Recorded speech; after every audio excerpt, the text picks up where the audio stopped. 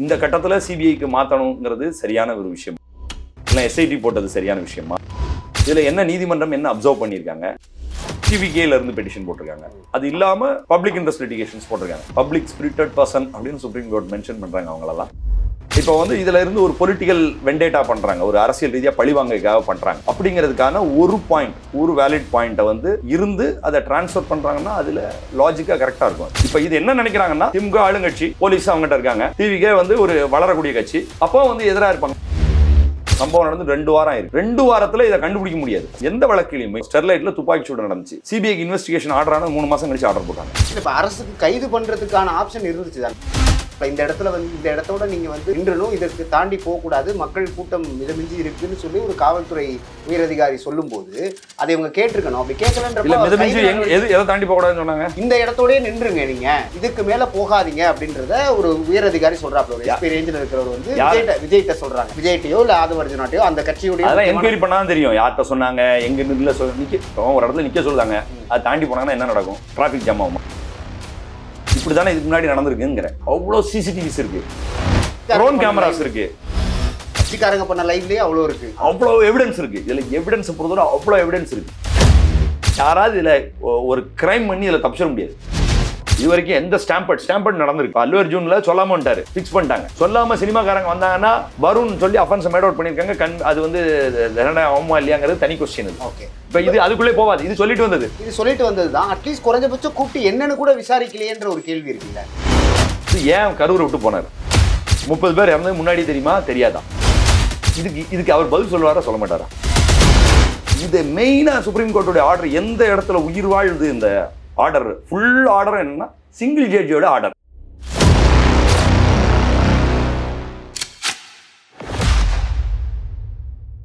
அக்னி news நேயர்களுக்கு வணக்கம் கரூர்ல 41 பேர் பலியான வழக்கு சிபிஐக்கு மாற்றப்பட்டிருக்கு அதுவும் உச்சநீதிமன்ற ஓய்வு பெற்ற தலைமை நீதிபதியோட கண்காணிப்பின் கீழே மாற்றப்பட்டிருக்கு இது வந்து ஒரு பெரும் விவாதத்தை ஏற்படுத்தக்கூடிய சூழலில் உயர்நீதிமன்ற வழக்கறிஞரும் பல பிரபலமான வழக்குகளை உச்சநீதிமன்றத்தில் கையாண்டவருமான வழக்கறிஞர் மில்டன் நம்மளோட இணைஞ்சிருக்காரு அவரோட பேசலாம் சார் வணக்கம் இன்னைக்கு நடந்த அந்த ஆர்குமெண்ட் இருக்குல்ல அதோடைய க்ரக்ஸ் என்ன சார் என்ன நடந்தது எப்படி இந்த ஒரு டிசிஷனுக்கு வந்தாங்க இல்லை இன்னைக்கு ஆர்டர்ஸ் ரிசர்வ் பண்ணியிருந்தாங்க ஏற்கனவே ஆர்குமெண்ட்ஸ்லாம் பண்ணிட்டாங்க இதோடைய கோரான விஷயம் என்னன்னா சிங்கிள் ஜட்ஜ் வந்து நிறைய அலிகேஷன்ஸை சொல்லியிருக்காரு அதாவது வந்து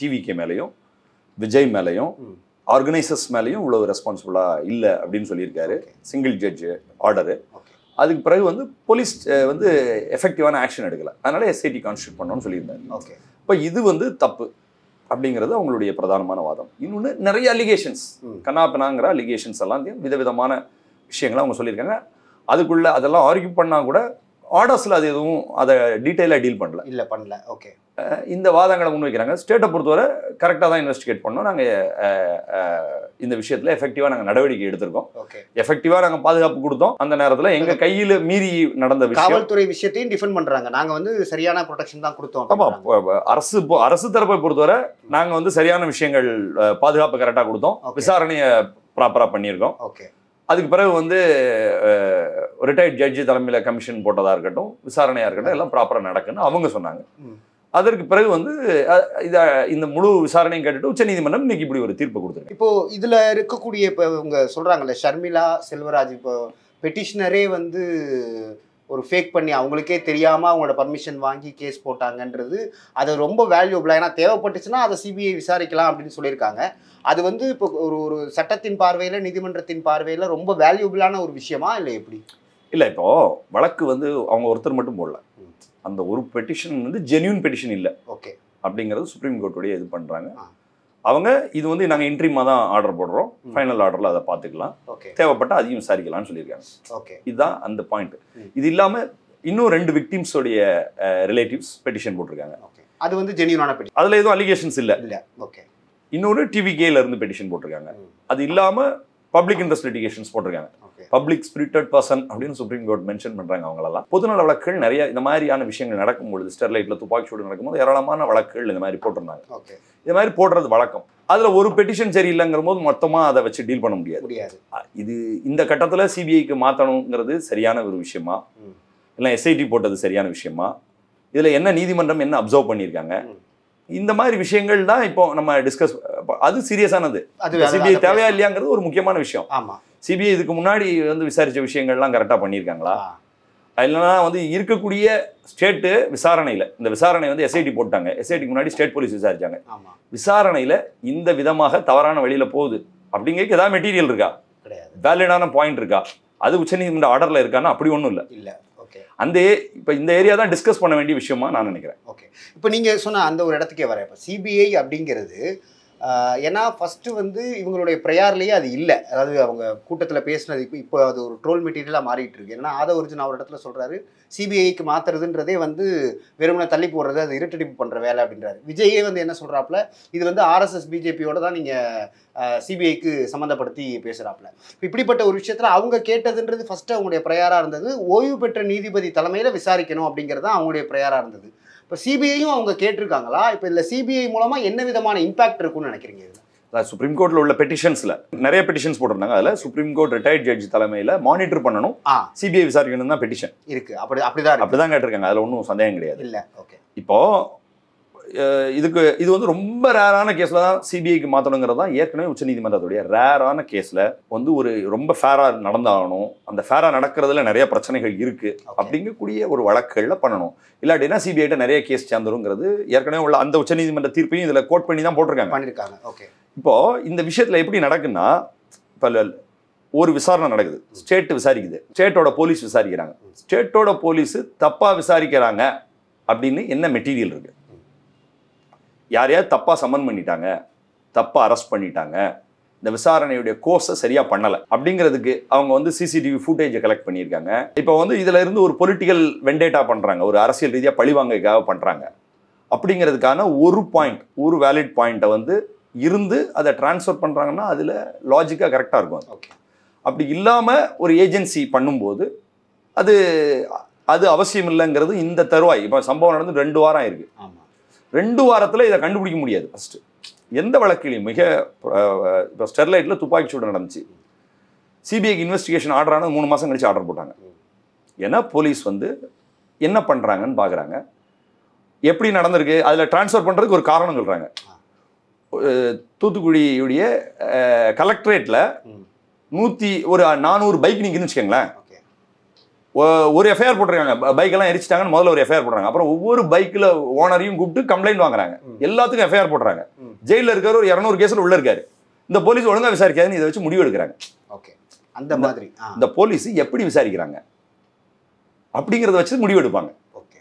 இப்போ என்ன சொல்கிறாங்க, இங்கே மொத்த இந்த ஸ்டேட்டுக்கு ஹெட் வந்து சீஃப் மினிஸ்டர் என்ன சொல்கிறாரு, அந்த கட்சியுடைய தலைவரே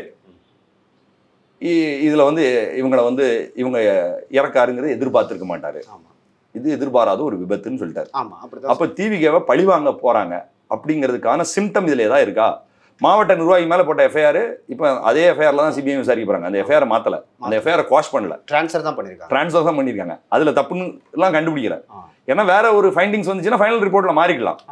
இப்போ இவங்க இன்வெஸ்டிகேஷனுடைய கோர்ஸ்க்கு வந்து உங்களை சம்மன் பண்ணுறாங்க, விசாரிக்கிறாங்க, அவங்க எந்த திசையில் கொண்டு போகிறாங்கிறது ஃபால்ட் கண்டுபிடிக்கணும். இப்போ இது என்ன நினைக்கிறாங்கன்னா, திமுக ஆளுங்கட்சி, போலீஸ் அவங்ககிட்ட இருக்காங்க, டிவிகே வந்து ஒரு வளரக்கூடிய கட்சி, அப்போ வந்து எதிராக இருப்பாங்க. இது யூகம், யூகத்தில் என்ன வேணாலும் யூகம் பண்ணலாம். அப்போ அந்த கட்சிக்கு நெருக்கடி கொடுப்பாங்க, அந்த கட்சிக்கு நெருக்கடி வந்துடே கூடாது அப்படிங்கிற ஒரு யூகம்.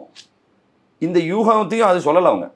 இப்படி ஒரு யூகம் இருந்துச்சுன்னா அது ஒரு கற்பனையானது, அந்த யூகத்தை சொல்லலை, யூகத்தை சொல்லணும். இது மெயினாக சுப்ரீம் கோர்ட்டுடைய ஆர்டர் எந்த இடத்துல உயிர் வாழுது, இந்த ஆர்டர் ஃபுல் ஆர்டர் என்னன்னா சிங்கிள் ஜட்ஜியோட ஆர்டர். ஒரே நாளில், அதாவது வந்து 3/10/2025 ஒரே நாளில் டிவிஷன் பெஞ்சிட்டையும் கேஸ் வருது, சிங்கிள் ஜட்ஜிட்டையும் வருது. டிவிஷன் பெஞ்ச் வந்து மதுரையில், சிங்கிள் ஜட்ஜி சென்னையில். சிங்கிள் ஜட்ஜிட்ட வர்றது, அதாவது இதே மாதிரியான எஸ்ஓபி ஒன்று ரெடி பண்ணணும்.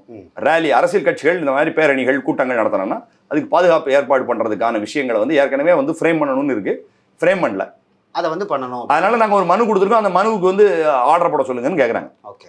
அங்கே இருக்கிறது சிபிஐ வேணும்னு கேட்குறாங்க. டிவிஷன் பெஞ்ச் வரும்போது சிபிஐ இப்போ வந்து இது சிங்கிள் ஜட்ஜ் ஆர்டர் ஃபர்ஸ்ட் வந்துருது. ஜஸ்டிஸ் செந்தில்குமாரோடைய ஆர்டர் ஃபர்ஸ்ட் வந்ததில், எஸ்ஓபி வந்ததில் உங்கள்கிட்ட அதில் 2-3 ஃபால்ட் கண்டுபிடிச்சிருக்காங்க. என்னன்னா, இது வந்து கரூர் வந்து மதுரை பெஞ்ச் ஜூரிஸ்டிக்ஷன், இங்கே எப்படி வந்துச்சு லிஸ்ட் ஆச்சு. பெட்டிஷன் வந்து எஸ்ஓபிக்கு தான் கேட்டிருக்காங்க, ட்ரான்ஸ்ஃபர் ஆஃப் இன்வெஸ்டிகேஷன் கேட்கல. அது எப்படி பண்ணாங்க? அது பிறகு இவங்க மேலே நிறைய அலிகேஷன்ஸ்லாம் சொல்கிறீங்க, அது எல்லாமே கவர்மெண்ட் அட்வொகேட்ஸ், அதாவது வந்து பிபியும் ஏஜியும் சொன்ன விஷயங்கள் தான். உங்களுக்கு எப்படி அந்த விஷயங்கள்லாம் தெரியும்? ஏற்கனவே ஸ்டேட் வந்து விசாரிக்கக்கூடிய விசாரணை தப்புன்னு எப்படி உங்களுக்கு தெரியும்? ஸ்டேட் விசாரிக்கிற போலீஸ் சரியா விசாரிக்க மாட்டாங்க, வேகமா விசாரிக்கலன்னு அவர் சில காரணங்களை சொல்றாரு. அது அவரு அது எப்படி சொல்றாரு? அதுக்கு என்ன மெட்டீரியல் இருக்கு? வெறும் வியூகம் சொல்லாம என்ன அதுக்கான தரவுகள், அதுக்கான என்ன தரவு? ஏற்கனவே விசாரிச்ச போலீஸ் ஒழுங்கா விசாரிக்கலங்கிற என்ன தரவு இருக்கு? அதுவே தப்புன்னு சொல்றாங்க. அப்படின்னா என்ன செய்யணும்னா ஏற்கனவே விசாரிச்ச போலீஸ் தான் விசாரிக்கணும். அப்படி பார்த்தா ஏற்கனவே விசாரிச்ச போலீஸ் தப்பு பண்ணலங்கிறது சுப்ரீம் கோர்ட் சொல்லுது. எஸ்ஐடி தப்பு பண்ணதை பத்தியும் எதுவும் சொல்லல. ஆனா இதுல விஷயங்கள் என்ன, டிவிகே பத்தி இப்படி ஒரு அப்சர்வேஷன் இருக்கு, இந்த லிமிட்டை தாண்டி இருக்கு. இது வந்து இது இந்த தீர்ப்பு பொறுத்தவரை அதுல உள்ள விஷயங்கள், அதாவது ஒரு இந்த தீர்ப்பை வந்து செட்டசைட் பண்ணி இந்த தீர்ப்பு செல்லாது அப்படின்னு உச்சநீதிமன்றம் மட்டும் சொல்லிட்டு, ஏற்கனவே டிவிஷன் பெஞ்சில் இது மாதிரி நிறைய வழக்குகள் போட்டிருந்தாங்க. டிவிஷன் பெஞ்ச் இது அப்படியே நான் டிரான்ஸ்ஃபர் பண்றேன்னு சொல்லியிருந்தா இது சரியா இருந்திருக்கும். ஏன்னா டிவிஷன் பெஞ்ச் என்ன சொல்லுதுன்னா இவர் வந்து இப்படி டிரான்ஸ்ஃபர் பண்ணியிருக்காரு. டிவிஷன் பெஞ்ச் என்ன சொல்லுது, ஏற்கனவே சிங்கிள் ஜட்ஜி இப்படி ஒரு எஸ்ஐடி போட்டிருக்காரு. அந்த எஸ்ஐடி போட்டதுல போட்டிருக்காங்க, மற்றபடி உடனடியாக சிபிஐக்கு டிரான்ஸ்ஃபர் பண்ணணுங்கிறதுல ஒன்றும் அவசியம் இல்லை. யாராவது நீங்க பாதிக்கப்பட்டவங்களும் இல்லை. இது ரொம்ப தொடங்கின ஸ்டேஜ்ல இருக்கு. விசாரணை இப்பதான் தொடங்குது. 2 வாரம் தான் ஆச்சு. இல்ல 2 வாரம் இன்னைக்கு. இது வந்து 3-10 5 நாள் தான் இருக்கு. 5 நாள்ல வந்து நம்ம இப்போ வந்து இதுல போய் நம்ம ஒரு சேஞ்ச் ஆஃப் இன்வெஸ்டிகேஷன் தேவையில்லைன்னு டிவிஷன் பெஞ்ச் சொல்லியிருக்கோம். டிவிஷன் பெஞ்ச் ஆர்டர்ல எந்த ஃபால்ட்டும் கண்டுபிடிக்கல. டிவிஷன் பெஞ்சுக்கு இதை விசாரிக்கிறதுக்கு கெப்பாசிட்டி இருக்கிறத பத்தி எந்த சந்தேகமும் எழல. சிங்கிள் ஜட்ஜ் ஆர்டர்ல you find fault. Single judge order பண்ணா டிவிஷன் பெஞ்ச் இதை விசாரிச்சு தீர்ப்பு சொல்ல வேண்டியதானே அப்படின்னு சுப்ரீம் கோர்ட் ரெமிட் பண்ணலாமா? இதை அப்படி பண்ணிருக்கலாம். ஏன் அதை நம்ம சொல்றோம்னா சிபிஐட்ட விசாரிச்சக்கூடிய விஷயம். இப்போ ஸ்டெர்லைட்ல சிபிஐட்ட விசாரிச்சாங்க, வருஷ கணக்காக எழுதிட்டு ஒரு கான்ஸ்டபிள் மேலே எஃப்ஐஆர் போட்டாங்க. அவங்க ட்ராக் ரெக்கார்டு அப்படி ஒன்றும் இதா இல்லை. இப்போ ரிட்டையர்ட் ஜட்ஜி தலைமையில் போட்டிருக்காங்க. இது வேலிடான பாயிண்ட். ரிட்டையர்ட் ஜட்ஜி அப்பாயின்மெண்ட்னு சொல்லி கூட ஹைகோர்ட்டுக்கு நீங்க டைரக்ட் பண்ணிருக்கலாம்.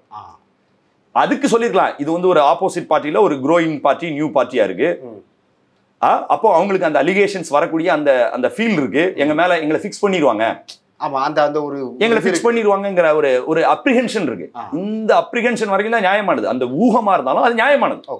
திமுக ஆட்சியில் இருக்காங்க, நம்ம வந்து இப்ப எலெக்ஷனுக்கு நிக்க போறோம், நம்மள ஒடுக்கிடுவாங்க, இதை வச்சு இதை காரணமா பண்ணிடுவாங்க, ஏதோ ஒன்று நடந்துரும். அந்த இது ஒரு இன்சிடென்ட், இது ஒரு சென்டிமெண்ட்ஸ் இருக்கு, நேஷனாவே வாட்ச் பண்ணக்கூடியதா இருக்கு. நேஷனே வாட்ச் பண்ணும் பொழுது வந்து இதை வச்சு ஒரு பிளாக் மார்க் இது பண்ணாங்கன்னா தப்பு. லீகலா பண்றதுல அது கவர்மெண்ட் இன்ஸ்டிடியூஷனே பண்றது தப்பு. பொலிட்டிக்கலா பண்ணலாம், எனக்கு என்ன பொறுத்தவரை அதுக்கு எனக்கு அப்ஜெக்ஷன் கிடையாது. அது வேற, எனக்கும் அப்ஜெக்ஷன் கிடையாது. லீகல் வேர்ட்ஸ்லயும் அதுக்கு அப்ஜெக்ஷன் இருக்க முடியாது. ஏன் பொலிட்டிக்கலானா ஏன் ஓடி போனாரு, ஏன் மக்களை பார்க்கல, ஏன் உங்க கூட்டத்தை நிர்வாகம் பண்றதுக்கு உங்களுக்கே வந்து வாலண்டியர்ஸ் இல்ல. இதெல்லாம் பப்ளிக்கா இருக்கிறவங்க, ஒரு விவரமானவங்க, பல்வேறு கட்சிகளை, அமைப்புகளை, இயக்கங்களை பார்த்தவங்க, எல்லா கட்சிக்காரனும் ஒழுங்கா தானே கூட்டம் நடத்துறான், உனக்கு எங்க போச்சு அப்படின்னு கேட்பாங்க. அது பொலிட்டிக்கல் டிஸ்கோர்ஸ். அது கேட்கறது வேற. இப்போ அவங்க என்ன சொல்றாங்கன்னா அப்படி ஒரு கேள்வியே வந்துடக்கூடாது. இது வந்து பொலிட்டிக்கலா ஃபேஸ் பண்றத லீகல் ஃப்ரேம்ல போய் மாட்டிக்கிச்சு. பொலிட்டிக்கலா இவங்க பதில் சொல்லி தான் ஆகணும்.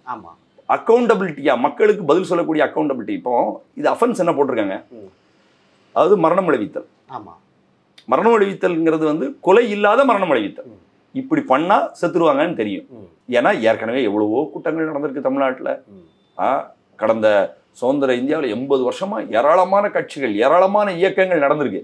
அப்போ என்ன போலீஸ்க்கு இயல்பா ஒரு போலீஸ் என்ன எதிர்பார்ப்பாங்க, 2 கம்யூனிட்டிக்குள்ள கிளாஷ் ஆக வாய்ப்பு இருக்கா? இப்ப சில இடங்கள்ல வந்து இந்த குரு பூஜை நடத்தக்கூடிய நிகழ்ச்சிகள் நடக்குது. அது மாதிரி அப்போ வந்து ஒரு கம்யூனிட்டிக்கு இன்னொரு கம்யூனிட்டிக்கு, எந்த வில்லேஜ் வெளியோடி வந்தானா இந்த கம்யூனிட்டி எங்க இருப்பாங்க, அப்ப எந்த ரூட்டை மாற்றி விடுறது, இதெல்லாம் போலீஸ்க்கு அனுபவம் இருக்கு. இந்த ரூட்ல மாற்றி விடணும், இதை மாதிரி நடக்கணும். அரசியல் கட்சிகள் வந்துச்சுன்னா நினைச்சுவாங்க டிராஃபிக்கை ஜாம் பண்ணுவாங்க. இதுதான் பப்ளிக்கு நடக்கக்கூடிய நியூசன்ஸ். இப்போ என்ன, இந்த டிராஃபிக்கை ஒன்றும் பண்ண முடியாது. அன்னைக்கே டிராஃபிக்ல எல்லாரும் வந்து நூடுல்ஸ் ஆக போறது உறுதி. அப்போ உறுதியான ஒரு விஷயத்துல கம்மியான ஃபோர்ஸ் விட்டுருக்கலாம், அவங்க பெருசா எதுவும் நடந்துறாங்க. அதனால போலீஸ் சைட்ல ஒரு இதே அஃபென்ஸ், ஒரு வந்து மரணம் விளைவித்தல் அப்படிங்கக்கூடிய அஃபென்ஸ் ஒரு போலீஸ் ஆஃபீஸர் எஸ்பி மேல ஃபிக்ஸ் பண்ண முடியுமா? அப்படின்னா ஃபிக்ஸ் பண்ண முடியாது. விஜய் மேல ஃபிக்ஸ் பண்ண முடியுமா? ஃபிக்ஸ் பண்ண முடியாது. எஃப்ஐஆர் போட்டிருக்காங்க, அது வேற. எஃப்ஐஆர் போட்டுட்டு அது வரலன்னு தான் சார்ஜ் ஷீட் போடணும். இல்லை போட்டா கூட அது வந்து அந்த வழக்கு நிற்காது யார் மேலேயும். மரணம் விளைவித்தல்ங்கிற கேஸ் இந்த இடத்துல யார் மேலேயும் நிற்காது. கிரிமினல் கேஸ் இதுல யார் மேலே நிக்காது. ஆனா ஒரு அரசியல் கட்சியாக இதுக்கு அக்கௌண்டபிலிட்டி இருக்காங்கக்கூடிய விவாதத்தை ஒரு சிங்கிள் ஜட்ஜ் பண்ணிட்டு அரிப்போம். துரதிஷ்டவசமானதான் இது. சமூகத்துல அப்படிப்பட்ட இதை பார்க்கும்பொழுது நிறைய பேர் ஊடகத்துல இருக்கிறவங்க, பல்வேறு அரசியல் கட்சிகளை பார்த்த ஒரு சமூக ஆர்வலர்கள், நீ ஐக்கிய கட்சி நடத்துனா உனக்கு ஒரு ஒழுக்கம் கிடையாதான்னு கேட்காங்க. எங்கேயாவது டிரான்ஸ்ஃபார்மர்ல ஏறுவானா, எந்த கட்சிக்காரனா ஏறுவானா, அறிவுள்ள ஏறுவானாங்கிறதான் கேள்வி. அப்போ இப்படி ஏறக்கூடிய கூட்டம்னா நம்ம என்ன செய்யறதுன்னு ஒரு இது இருக்கு. ஆனா இதுல ஒரு ஸ்டாம்பேட் நடக்கும், அதுல ஒரு இறப்பு நடக்குங்கிறத யாராவது கற்பனை பண்ணிருக்க முடியுமா? இது கண்டிப்பா கூட்ட நெரிசல் இருக்கும், தண்ணி இல்லாம போவாங்க, மயங்குவாங்க. அது வரைக்கும் நடந்திருக்கு நிறைய. ஸ்டேட் மைட்டி ஸ்டேட்டுங்க, சுப்ரீம் கோர்ட் கூட மைட்டி ஸ்டேட் இதை ஒழுங்குபடுத்தக்கூடிய மைட்டி ஸ்டேட்னு சொல்லுவாங்க. ஸ்டேட்டுக்கு ரெஸ்பான்சிபிலிட்டி இருக்கு, அஃப்கோர்ஸ் இருக்கு. அது எப்படி இருக்குன்னா, இதுல இப்போ அந்த ஏரியாவை டிஸ்கஷன் பண்றது அது கூட பொலிட்டிக்கல் தான். அது அந்த டிஸ்கஷன் கூட கிரிமினல் அஃபென்ஸ்ல இதுல எப்படி ஸ்டேட்டுக்கு ரெஸ்பான்சிபிலிட்டி ஃபிக்ஸ் பண்ண முடியாது. இப்பவும் எப்படி ஸ்டேட்டை ஃபிக்ஸ் பண்ணுவீங்க? ஸ்டேட் விசாரிக்க கூடாதுன்னா நீங்க ஃபிக்ஸ் பண்ண முடியும், அவ்வளவுதான், முடிஞ்சுன்னா. அதிகபட்சம் ஸ்டேட் விசாரிக்க கூடாதுன்னு முடிவு எடுப்பீங்க. எந்த இன்வெஸ்டிகேஷன் சிபிஐ வரட்டும், இல்லைன்னா ஏதாவது இன்டர்நேஷனல் ஏஜென்சி வரட்டும், என்ன பண்ணுவீங்க? ஸ்டேட்டை எப்படி ஃபிக்ஸ் பண்ண முடியாதுல? முடியாது. அது ஸ்டேட் ஆனா அவங்க ஃபிக்ஸ் பண்ணி ஒரு கிரிட்டிசிசம் பண்றாங்க, சட்ட ரீதியா பண்றாங்க. சட்ட ரீதியா அரசை ஃப்ரேம் பண்ண முடியாது, டிவிகேவை தான் ஃபர்ஸ்ட் எஃப்ஐஆர்ல போடுவாங்க. பொலிட்டிக்கலா அக்கௌண்டபிலிட்டியா ஒரு கட்சி நடத்தக்கூடியவங்க இப்படி நடத்தலாமா அப்படிங்கிற கேள்வி இருக்கு. துரதிஷ்டவசமா, அது ஒரு துரதிஷ்டவசமான விஷயம் தான். இப்படி ஒரு சம்பவம் நடக்கிறது ஒரு துரதிஷ்டவசம் தான். நமக்கு தெரிஞ்சு ஒரு அரசியல் கூட்டம்னா சேரை போடுவாங்க, உட்காருவாங்க. நாமக்கல்ல இருந்து கரூர் வரைக்கும் ஓப்பன் ஜீப்ல கையை காட்டிக்கிட்டே போகணும், நடுவில் ரெண்டு பக்கமும் கயிறு கட்டி விடணுங்கிறது இருக்குல்ல. இந்த விஷயங்கள் சின்ன சின்ன அமைப்புகள் கூட்டம் 10,000 பேரை கூட்டம் நடத்துறாங்கன்னா அதுக்கெல்லாம் ஏற்பாடு பண்றாங்க இந்த கயிறு கட்டுறது. அப்போ இதை நீங்க அந்த கண்டிஷன் போட்டீங்கன்னா கூட பேனர் இப்படி வைக்கக்கூடாது அப்படி வைக்கக்கூடாதுன்னு இருக்கும். வெஹிக்கிள் நடுவில் நிற்கி, சுற்றி வண்டி நிற்குது, சுற்றி மக்கள் நிற்கிறாங்க, கலைஞ்சிருவாங்கன்னு நினைக்கிறாங்க. அப்போ திரும்ப அப்படியே சர்க்குலேட் ஆகுது. அப்போ இது ஒரு, அதாவது இவங்க இந்த டிரான்ஸ்ஃபார்மர்ல ஏறுறது வைக்கிறது, இந்த விஷயங்களை இப்ப இது யார் கட்டுப்படுத்துறது? போலீஸ் கட்டுப்படுத்தினா இது ஒரு கட்சி, போலீஸ் போய் கண்ட்ரோல் பண்ணாங்கன்னா ஒன்னு அனுமதி மறுக்கணும், எல்லாம் தடியடி நடத்தணும். ஒவ்வொரு கூட்டத்திலையும் தனியடி நடத்த முடியுமா? முடியாது. அப்போ இது எல்லாமே பொலிட்டிக்கல் ரீசன்ஸ்ங்கிறேன் நான். இல்லை, இப்போ அரசுக்கு கைது பண்ணுறதுக்கான ஆப்ஷன் இருந்துச்சு தானே. இப்போ நான் ஒரு இடத்துல சொல்கிறாப்புல, இந்த இடத்தோட நீங்கள் நின்றணும், இதற்கு தாண்டி போகக்கூடாது, மக்கள் கூட்டம் மிதமிஞ்சி இருக்குன்னு சொல்லி ஒரு காவல்துறை உயரதிகாரி சொல்லும்போது அதை இவங்க கேட்டிருக்கணும். அப்படி கேட்கலன்ற எதை தாண்டி போகக்கூடாதுன்னு சொன்னாங்க. ஒரு குறிப்பிட்ட, அதாவது இவங்க சொல்றது அந்த லைட்லாம் கட்டி ஒரு இடம் வச்சிருக்காங்க, அதாவது இந்த விபத்து நடந்த இடம் இருக்குல்ல, அதுக்கும் போலீஸ் தடுத்து நிறுத்தின இடத்துக்கும் ஒரு 200 மீட்டர் கிட்ட டிஃபரன்ஸ், 100 to 200 மீட்டர் அவ்வளோதான் இருக்கும் அதிகபட்சம். இந்த இடத்தோடய நின்றுங்க, நீங்க இதுக்கு மேல போகாதீங்க அப்படின்றத ஒரு உயர் அதிகாரி சொல்றாப்ல. ஒரு எஸ்பி ரேஞ்சில் இருக்கிறவர் விஜய்கிட்ட சொல்றாங்க, விஜய்கிட்டயோ இல்ல ஆதவர்ஜுனாட்டையோ அந்த கட்சியோட அதெல்லாம் என்கொயரி பண்ணாதான் தெரியும் யார்கிட்ட சொன்னாங்க, எங்க நில்ல நிக்க ஒரு இடத்துல நிக்க சொல்லுதாங்க, அது தாண்டி போனாங்கன்னா என்ன நடக்கும்? டிராபிக் ஜாம் ஆகுமா? இப்படிதானே இதுக்கு முன்னாடி நடந்திருக்குங்கிற. ஒரு கூட்டம் நடத்துறவன் பெர்மிஷனை மீறி பண்றான், என்ன நடக்கும்? அதுல ஒரு கூட்டத்தை இது மாதிரி நிறைய பேர் கூடக்கூடிய இடத்துல டிராபிக் ஜாம் ஆகும். ஏற்கனவே டிராபிக்கை டைவர்ட் பண்ணியாச்சு. இப்போ நான் என்ன சொல்றேன்னா, இப்படி நடக்குங்கிறது ஏற்கனவே இருக்கக்கூடிய விஜய் ஒவ்வொரு இடத்துலையும் கூட்டினதை வச்சுட்டு அசஸ் பண்ணணும்னு அவங்க சொல்றாங்க. சில இதுல ரொம்ப ஸ்பெசிஃபிக்கா விஜய்க்குன்னா இவ்வளவு கூட்டம் வரும், போலீஸ் 10,000 பேரை விட வேண்டியதானே அப்படின்னு ஒரு கேள்வி இருக்கு. இந்த ஒரு கேள்விதான், போலீஸ் 10,000 பேரை விடணும் அப்படிங்கிறது ஒண்ணு இருக்கு. 10,000 பேர் கூடனா ஒரு 1000 பேர் அந்த கட்சி வாலண்டியர் வைக்கணுங்கிறது இல்லையான்னு கேட்கிறேன். கலந்து கட்டி குழப்பறது என்னன்னா சதி பண்ணாங்கன்னு அவங்க சொன்னாங்க முதல்ல. ஆமா, கத்தி குத்துனாங்க, கத்தியால குத்துனாங்க, அந்த மாதிரிலாம் சோசியல் மீடியால. ஆமா, கத்தி குத்துறாங்க, மொத்த போலீஸையும் வித்ரா பண்ணிட்டாங்க, யாருமே இல்ல போலீஸ், அந்த ஒரு இதெல்லாம் எப்படி செந்தில் பாலாஜி உடனே வந்தாரு. ஆமா, அந்த கேள்வி வந்துச்சு. எப்படி உடற்கூறாய்வு பண்ணாங்க, ராத்திரியே எப்படி பண்ணாங்க. நான் என்ன சொல்றேன்னா, இந்த பிணக்கூறாய்வு ராத்திரியே எப்படி பண்ணாங்கிற கேள்வி எவ்வளவு முட்டாள்தனமான கேள்வி நான் சொல்றேன். எப்படி இறந்தாங்க? எல்லாரும் கூட்ட நெரிசல் இறந்தாங்க. யாராவது கொலை பண்ணி இறந்தாங்களா? கொலை பண்ண ஒருத்தரை கூட்ட நெரிசல்ல இறந்தாருன்னு போஸ்ட்மார்ட்டம் பண்ணாங்கன்னு வச்சுக்கோங்களேன், தப்பாகும் அது. ஆமா, இப்ப எப்படி போஸ்ட்மார்ட்டம் பண்ணா உனக்கு என்னன்னு கேட்கறேன். அதான் சொல்றேன், எவனுக்குமே மூளை இல்லையான்னு சொன்னா நமக்கு சந்தேகமா இருக்கு. என்ன கேள்வி கேட்காங்க? அது ராத்திரியே பண்ணிட்டாங்க, ராத்திரியே ஒரு பிரச்சனை ஆயிடுச்சு, காலையில அடக்கம் பண்ணணும்னு நினைக்கிறாங்க, அதுதான் அடக்கம் கொடுத்துருக்காங்க. உடனே பாடியை கொடுத்துட்டா அது அமைதிப்படுத்துறது. நான் ஸ்டெர்லைட்ல பார்த்தோம், நாங்க 2 வாரம் பாடி கொடுக்காம அந்த கேஸ் நடத்தணும், போஸ்ட்மார்ட்டத்தை ஸ்டே பண்ணி வச்சிருந்தோம். ஸ்டேட் எவ்வளவு பதறான்னு எங்களுக்கு தெரியும். அப்போ ஸ்டேட் எவ்வளவு பதறணும், உடனே கொண்டு வந்து எப்படி அடக்கம் பண்றதுன்னு துடிச்சாங்க. ஆனா கோர்ட்ல ஸ்டே இருக்கு, நாங்கள் ஹைகோர்ட் ஆர்டரில் கூட ஏன்னா அவங்களுடைய ஃபேமிலி மெம்பர்ஸ் சொல்லக்கூடிய டாக்டர் இருக்கணும் நம்ம சொல்கிறோம். ஹைகோர்ட் ஒத்துக்கல, நாங்கள் சுப்ரீம் கோர்ட் போகிறோம், கூட ஒரு வாரம் ஸ்டே பண்ணுங்கன்னா கூட ஒரு வாரம் ஸ்டே பண்ணாங்க. திரும்ப சுப்ரீம் கோர்ட் பண்ணோம், சுப்ரீம் கோர்ட் மீண்டும் ஹைகோர்ட்டுக்கு அனுப்புனாங்க. சுப்ரீம் கோர்ட் மீண்டும் ஹைகோர்ட்டுக்கு போய் டிசைட் பண்ணுங்கன்னு அனுப்புனாங்க. ஏன்னா ஹைகோர்ட் வந்து காம்படிட்டிவ் கோர்ட், ஹைகோர்ட்டால இதை டிசைட் பண்ண முடியும். ஹைகோர்ட்ல உள்ள ஒரு டிவிஷன் பெஞ்சால தமிழ்நாட்டில் உள்ள இந்த பிரச்சனையை ஹேண்டில் பண்ண முடியும். சிபிஐ கூடிய வால்யூமுக்கும் இது பொருத்தமானது கிடையாது, அவ்வளவு வால்யூமை ஹேண்டில் பண்ணக்கூடிய அளவுக்கு கிடையாது. இது அவ்வளவு காம்ப்ளிகேட்டடான கேஸும் கிடையாது. அவ்வளோ சிசிடிவிஸ் இருக்கு, ஆமா, அவங்க அவ்வளோ ட்ரோன் கேமராஸ் இருக்கு, கட்சிக்காரங்க பண்ண லைவ்லயே அவ்வளோ இருக்கு, அவ்வளோ எவிடன்ஸ் இருக்கு. இதுல எவிடன்ஸ் பொறுத்தவரை அவ்வளோ எவிடன்ஸ் இருக்கு. யாராவது இதுல ஒரு கிரைம் பண்ணி இதுல தப்பிச்சிட முடியாது. கண்டிப்பா. இப்போ சுத்தி கிரௌட் இருக்காங்க பாத்தீங்களா, நீங்க வந்து பஸ் இருக்கு, பஸ்ஸை சுத்தி கிரௌட் இருக்காங்க, பஸ் மூவ் ஆனோம்னா கிரௌட் விலகணும். வண்டி விடுறதுக்கு மட்டும் நடுவில் ஒரு கேப் விட்டுருந்தீங்கன்னா இது நடக்காது. அப்ப இந்த அக்கௌண்டபிலிட்டி இது கட்சிக்கா போலீஸ்க்கா ஃபிக்ஸ் பண்றது. அப்ப இப்ப விஜய் பத்தி நான் அக்கௌண்டபிலிட்டியில ஃபிக்ஸ் பண்றது என்னங்கிறதுனா, வந்து அன்னைக்கு மீடியாவை பார்க்கல, இதை அட்ரஸ் பண்ணல, அலிகேட் பண்றாங்க, சீப்பான அலிகேஷன் பண்றாங்க. உடனே என்ன செய்யறாங்கன்னா கான்ஸ்பிரசி தியரிக்குள்ள கொண்டு உடனே கான்ஸ்பிரசி தியரி வந்திருக்காங்க. அப்போ வந்து இது துரதிர்ஷ்டவசமானதுன்னு சொல்லி ஒரு பெருந்தன்மையா இருந்து தங்க கட்சிகளை வந்து நாம வந்து இதை எப்படி ஒழுங்குபடுத்துறது அப்படிங்கிறதுல ஒரு அக்கௌண்டபிலிட்டி எனக்கு வேதனையா இருக்கு. என் கூட்டத்துக்கு வந்து இப்படி நடந்துருச்சு, நான் இன்னும் அலர்ட்டா இருந்திருக்கலாமோன்னு அவங்க யோசிக்கிறேன்னு சொன்னாங்கன்னா யாரும் அவரை பிடிச்சி தூக்கில போட போறது இல்லை. அவர் கட்சி நிர்வாகிகள் போட்ட எஃப்ஐஆரே அவங்க யார் மேலேயும் நிக்காது, எதுவுமே நிக்காது. அவங்க யாருக்கு பதில் சொல்ல வேண்டியிருக்கு. அப்போ அதுக்கு ஒரு எஸ்ஓபி உருவாகணும். இப்போ ஜஸ்டிஸ் அருணா ஜெகதீசன் இருந்து அப்படி ஒரு எஸ்ஓபி ஃபார்ம் ஆகி கட்சியை ரெஸ்பான்சிபிள் ஆக்கியிருந்தாங்கன்னா அது யூஸ் ஆகும். இப்போ வந்து ரிட்டையர்ட் ஜட்ஜ் தலைமையில் உள்ள கமிட்டி வந்து ஃபியூச்சர்ல சுப்ரீம் கோர்ட் அதை ரெவியூ பண்ணி இது மாதிரி ஃபியூச்சர் ஒரு ஸ்டாண்டர்ட் புரோட்டோகால் உருவாக்கணும் அப்படின்னு நினைச்சா, இது வரைக்கும் எந்த ஸ்டாம்பர்ட் நடந்திருக்கு. இப்போ அல்லு அர்ஜுன்ல சொல்லாம வந்துட்டாரு, ஃபிக்ஸ் பண்ணிட்டாங்க. சொல்லாம சினிமாக்காரங்க வந்தாங்கன்னா வருண் சொல்லி அஃபென்ஸ் மேட் அவுட் பண்ணிருக்காங்க. அது வந்து அவமா இல்லையாங்கிறது தனி கொஸ்டின். இப்போ இது அதுக்குள்ளே போவாது, இது சொல்லிட்டு வந்தது தான். அட்லீஸ்ட் குறைஞ்சபட்சம் கூப்பிட்டு என்னன்னு கூட விசாரிக்கலையேன்ற ஒரு கேள்வி இருக்குல்ல. விஜய் வந்து ஒரு நான் அக்கௌண்டபிலிட்டியில் உள்ளதான எல்லாமே நிறைய விஷயங்கள் சொல்லியிருக்காங்க. நான் சொல்றது மட்டும் இல்ல, இதுல சமூகத்துல இது விவாதத்தில் இருக்கக்கூடியவங்க, அதாவது வந்து ஏன் கரூரை விட்டு போனார், 30 பேர் இறந்தது முன்னாடி தெரியுமா தெரியாதா, இதுக்கு அவர் பதில் சொல்லுவாரா சொல்ல மாட்டாரா? எடப்பாடி சுட்ட வந்து டிவியில பார்த்ததுக்கு சொன்னதுக்கும் 30 பேர் இறந்தது தெரியுமா தெரியாதா? நான் ஒரே ஒரு கேள்வி தான் கேட்கிறேன், நீ ஃபிளைட்டை பிடிச்சி போகும்போது உனக்கு தெரியுமா தெரியாது? கண்டிப்பா தெரிஞ்சிருக்கும். கண்டிப்பா தெரிஞ்சிச்சுன்னா உடனே என்ன செஞ்ச? உடனே எல்லா நிர்வாகிகளும் வாங்கன்னு ஒரு நீங்க கரூரை விட்டு நாமக்கல்ல வந்து ரூமை போட்டுட்டு எல்லா நிர்வாகியும் வா, போலீஸ் ஆஃபீஸரோட பேசு, எல்லாருக்கும் ரெஸ்கியூ இதை பண்ணுங்க அப்படின்னு உட்காந்து நீங்கள் வந்து ஒன்று டீல் பண்ணியிருக்கணுமா இல்லையா? நீங்கள் எதையோ ஒன்று டீல் பண்ணியிருக்கணுமா இல்லையா? கிளம்பி ஃப்ளைட்டில் போகிறீங்கன்னா 1 மணி நேரம் ஃபோன் பேசியிருக்க முடியாதுல்ல? எப்படி டீல் பண்ணுவீங்க? நான் கேட்குறேன், நீங்கள் ஃப்ளைட்டில் போனீங்கன்னா 1 மணி நேரம் ஃபோன் வந்து கிடைக்காதுல்ல? ஆமாம். அந்த 1 மணி நேரம் நீங்கள் எல்லா கனெக்ஷன் விட்டுட்டு போகிறதுக்கு உங்களுக்கு நீங்கள் ஒரு பொலிட்டிக்கல் பார்ட்டியோட லீடர், உங்களுக்கு அந்த ரைட் எப்படி வந்துச்சு? தார்மீகமான கேள்வி இது. ஒரு கட்சியை நடத்துறீங்க, நீங்கள் உங்கள் கட்சியை நடத்துறீங்க, உடனே 30 பேர் அன்னைக்கு உங்களுக்கு தெரிஞ்சிருக்கும் 40 பேர் இறந்துருக்காங்க, 1 மணி நேரம் கனெக்ஷனே விட்டு போவதுக்கு உங்க கட்சி நிர்வாகிட்ட உங்க கட்சியுடைய பொதுச் செயலாளர்கிட்ட பேசுறதுக்கு உங்களுக்கு டைம் இருக்குமான்னு கேட்கிறேன். கண்டிப்பா. நீங்க உங்க பொதுச் செயலாளர்கிட்ட பேசுறது, அவர் மாவட்ட செயலாளர்கிட்ட பேசுறது, அவர் ஒன்றிய செயலாளர்கிட்ட பேசுறது, இந்த கனெக்ஷனே நீங்க 1 மணி நேரம் எப்படி கட் பண்ணலாம், எப்படி ஃபிளைட் ஏறி நீங்க போகலான்னு கேட்கிறேன். இந்த அக்கௌண்டபிலிட்டிக்கு பதிலே சொல்லாம ஒரு கட்சி நடத்தலாம். இல்லை, இதுதான் அடுத்து நடக்குமா? இப்போ நீங்கள் சொன்ன மாதிரி இப்போ சிபிஐ விசாரணைக்கு மாற்றினதுனால கவர்மெண்ட் மேலே சார்ஜ் பண்ணிடுவாங்க.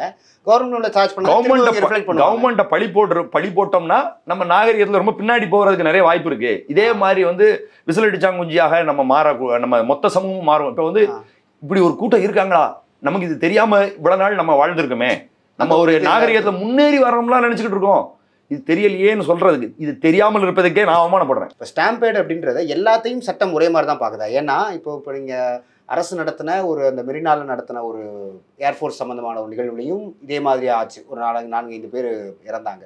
இப்போ அதையும் இதையும் ஒரே இதை வச்சு பார்க்குறதா? இப்போ நீங்கள் சொன்ன மாதிரி அல்லு அர்ஜுன் ஈவெண்ட்டில் நடந்ததாக இருக்கட்டும், இல்லை வேற ஒரு ஸ்போர்ட்ஸ் ஈவெண்ட்டில் நடக்கிறதா, இல்லை கும்பமேளா மாதிரியான இடங்கள் நடக்கிறதா, இது எல்லாமே சட்டத்தின் பார்வையில் ஒன்று தானா? அக்கௌண்டபிலிட்டி சார்ந்தது தானா?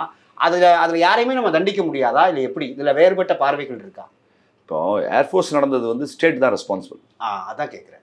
ஏன்னா அதுதான் ஸ்டேட் ஆர்கனைஸ் பண்ணதில்ல. அது ஏன் ஸ்டேட்டை சொல்லுதோம்? நிகழ்ச்சி நடத்துறது ஸ்டேட், அவங்க தான் ஆர்கனைஸ் பண்ணுறாங்க. நீங்கள் ரொம்ப சிம்பிளான கொஸ்டின். இது கட்சி, இந்த கட்சி, அந்த கட்சின்லாம் நம்ம பேசக்கூடாது. ஸ்டேட் ஆர்கனைஸ் பண்ணுது.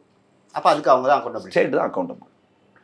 டெம்பிள் நடக்குது, டெம்பிள் ஆர்கனைஸ் பண்ணலாது, மக்கள் திரண்டு வராங்க, அப்போ யார் அக்கௌண்டபிள்? State accountable. பொதுமக்கள் வர்றப்போ நீங்க யார் புல்லிங் ஃபோர்ஸ்? இதுல திமுக கூட்டம் நடக்குது, திமுக பொறுப்பு. தமிழ்நாடு கவர்மெண்ட் கூட்டம் நடக்குது, தமிழ்நாடு கவர்மெண்ட் பொறுப்பு. அந்த கட்சியுடைய நிர்வாகி, மாவட்ட ஒன்றிய நிர்வாகி ஒருத்தனை கூட்டு போறான், விஜய் அவன் காட்டணும். அவன் விஜயை காட்டுறதுக்கு மாவட்ட செயலாளர் இப்படி இருந்தாதான் என் ஆள் பார்க்க முடியும்னு சொல்லுவானா மாட்டானா? நீ பாட்டு வருவ, லைட் ஆஃப் பண்ணி போடுவ, எப்படி பார்ப்பான்? அங்கிருந்து வந்து ஒரு இடத்துல வந்து நிப்பாட்டினீங்கன்னா எப்படி பார்ப்பான்? வர்ற வழியெல்லாம் பண்ணீங்கன்னா ரோட்டை பிரிச்சு 2 பக்கமும் கயிறை கட்டிக்கிட்டு வண்டியை விட்டீங்கன்னா ஃபுல்லா ஒரு 10 கிலோமீட்டர் வரை பார்க்கலாம்னு வச்சுக்கலாம். ஆனால் ரோட் ஷோ கிடையாதுன்னு இதில் சொல்லியிருக்காங்க. That is different. நீங்கள் கேட்கறது அப்படி கேட்கணும். நாங்கள் வெளியில இருந்து நாங்கள் ரோட் ஷோ நடத்தலைங்க, ஆனால் இந்த இடத்துல இருந்து நாங்கள் வெளியே வந்து உட்காந்துடுறோம், நான் வெளியே வண்டிக்கு மேலே ஏறிடுறேன், இல்லை முன்னாடி லைட்டை போட்டு உட்காந்துறேன், நாங்கள் பார்த்துட்டு போகிறோம் அப்படின்னு நீங்கள் சொல்லிட்டு நிர்வாகியை வரிசை வைக்கணும். இது வந்து முன்னாடியே தெரிஞ்சு இதை பண்ணுவாங்க அப்படின்னு நம்ம சொல்ல முடியாது. ஆனால் எல்லாரும் பார்க்கணும்னு நினைச்சாங்கன்னா, அவங்க கட்சிக்கு சொன்னாங்கன்னா, அவராவது இவர் சொல்றதை கட்சிக்காரன் கேட்கணும், கட்சிக்காரன் சொல்றதை இவன் கேட்கணும். அதான் கட்சி. அப்படி இல்லை. ரசிகர்னா அப்படி கிடையாது. இது வந்து நிறைய விஷயங்கள். இது வந்து ரசிகர் மன்றமா இருக்கு, இது கட்சி இது கட்சியா மாறல அப்படின்னு சொல்லுவாங்க. கட்சியை மாற்ற வேண்டிய கடமை யாருக்கு இருக்கு? அவங்களுக்கே இருக்காது. இந்த கடமை யார் சொல்றது?